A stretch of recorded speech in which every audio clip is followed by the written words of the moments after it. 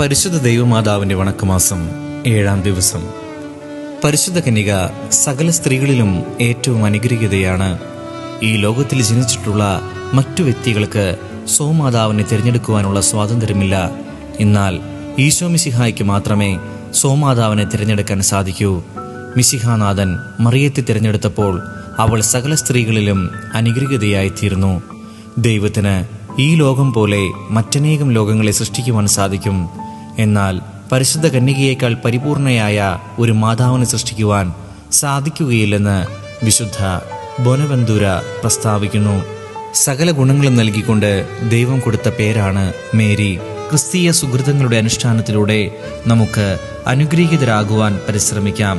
അതിനായി പരിശുദ്ധ അമ്മയുടെ മാധ്യസ്ഥം നമുക്ക് തേടാം. ജപം. ദൈവമേ, അവിടുന്ന് സകല വിശുദ്ധരുടെയും വിശുദ്ധിയെ അതിലംഘിക്കുന്ന വിശുദ്ധിയുടെ പരിവേഷത്താൽ പരിശുദ്ധ കന്യകയെ അലങ്കരിച്ചുവല്ലോ. ജ്ഞാനസ്നാന സ്വീകരണത്തിൽ ലഭിച്ച പ്രസാദവരത്തെ കളങ്കപ്പെടുത്താതെ നിർമ്മലമായ ജീവിതം നയിക്കുവാനുള്ള അനുഗ്രഹം ഞങ്ങൾക്ക് നൽകണമേ. അനുദിനം ഞങ്ങളുടെ ജീവിതാന്തസ്സിന്റെ ചുമതലകൾ യഥാവിധി നിർവഹിച്ചുകൊണ്ട് ഉത്തരോത്തരം വിശുദ്ധിയിൽ പുരോഗമിച്ചുകൊണ്ട് അങ്ങേ ദിവ്യജനനിയെ ഞങ്ങൾ അനുഗമിക്കട്ടെ. സുഹൃത ജപം. സ്വർഗരാജ്ഞിയായ മറിയമേ, ഭൂവാസികളായ ഞങ്ങൾക്കും നീ രാജ്ഞിയായിരിക്കണമേ. സ്വർഗരാജ്ഞിയായ മറിയമേ, ഭൂവാസികളായ ഞങ്ങൾക്കും നീ രാജ്ഞിയായിരിക്കണമേ. സ്വർഗരാജ്ഞിയായ മറിയമേ, ഭൂവാസികളായ ഞങ്ങൾക്കും നീ രാജ്ഞിയായിരിക്കണമേ.